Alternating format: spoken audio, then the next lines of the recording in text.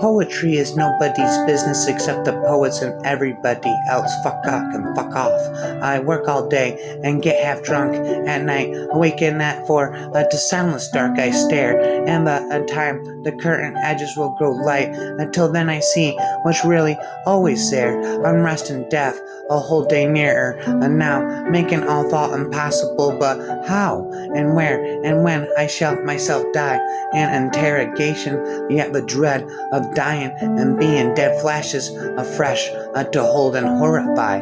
The mind blinks at the glare, not in remorse. The good not done, the love not given time, torn off unused, not wretchedly, because that only life can take so long to climb clear of its wrong beginnings, and that may never, but at the total emptiness forever, the sure extinction that we travel to, and shall be lost and always, not to be here, not to be anywhere, and soon nothing more terrible, nothing more true. This is a special way of being afraid, no trick dispels. Religion used to try, fast, a moth, eating musical brocade, created to pretend we never die, and a specious stuff that says no rational being can fear a fate it will not feel, not seeing that this is what we fear.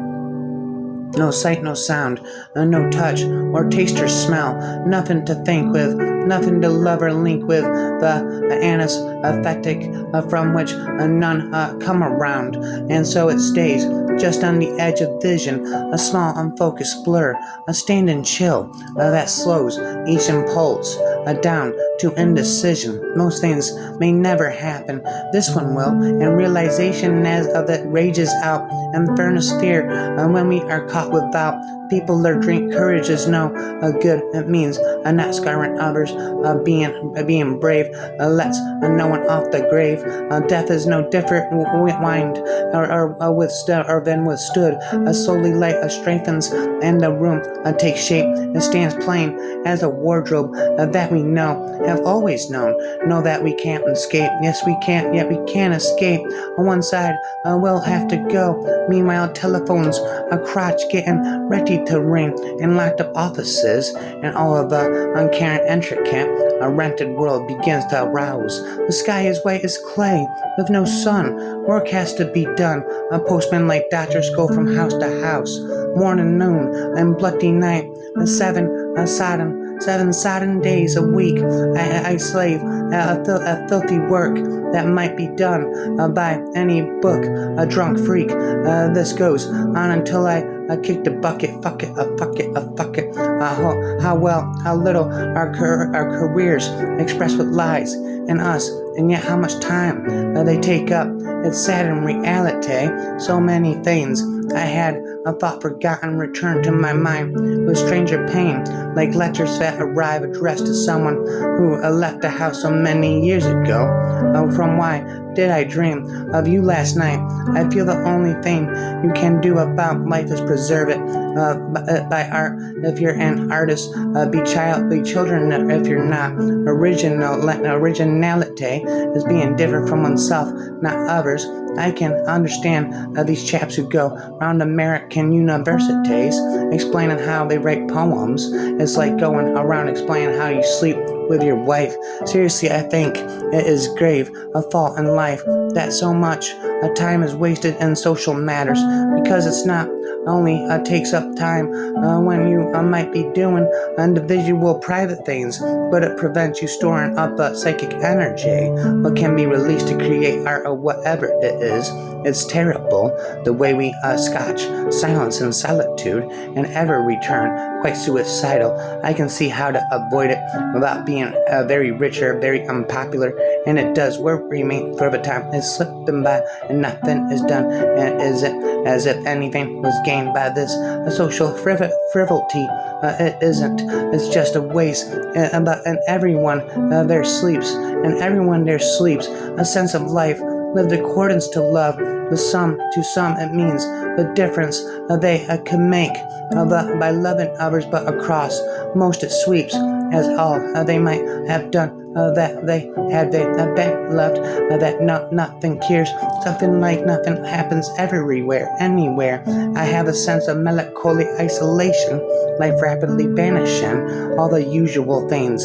It's very strange how often strong feelings don't seem to carry any message of action, or forever I'm spitting poetry, rapping, uncontradicting solitude supports me on his giant palm, and like a sea anemone or a simple snail, there cautiously unfolds, emerges what I am. I'm terrified of the thought of time, of passion, or whatever is meant by that phrase. Whatever I do, anything or not, in a way I may believe deep down that doing nothing acts as a break on times. It doesn't, of course. It merely adds up a torment of having done nothing when the time comes when it really doesn't matter if you've done anything or not. On me your voice falls as they say love should, like an enormous yes. Home is so sad, it stays as if it was left, shaped to the comfort of the last to go, as if to win them back. Rather than words comes the thought of high windows, the sun comprehending glass, and beyond it, and the deep blue air that shows nothing, and it's nowhere, and it is endless, since the majority of me rejects the majority of you. Debate ends forthwith, and we divide. Loneliness clarifies. Here silence stands like heat. Here leaves unnoticed thicken. Hidden weeds flower as neglected waters quicken. Luminously people air ascends, and past the poppies blush a neutral distance as the land suddenly beyond a beach or shapes a jingle. Here is unfenced existence, facing the sun, untalkative, out of reach. Deprivation is for me what daffodils were for wordsmith. I am always trying to preserve things by getting other people to read what I have spoken and feel what I have felt. Dear, I can spit. It's all a fantasy, a kind of a circle and obsession. Only in books, the flat and final happens only in dreams. We meet and interlock. You have to distinguish between the things that seem odd when they were new, but are now quite familiar, such as Ibsen and Wagner, and things that seem crazy when they were new and seem crazy now, like Finnegans, Awaken, Picasso. Everyone should be forcibly transplanted to another continent from their family at the age of 3. The trees are coming into leaf, like something almost being said of the recent buds. Relax and speed.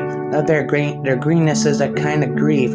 Is it that they are born again and we grow old? No, they die too. Their yearly trick is looking new, is written down in rains of grain.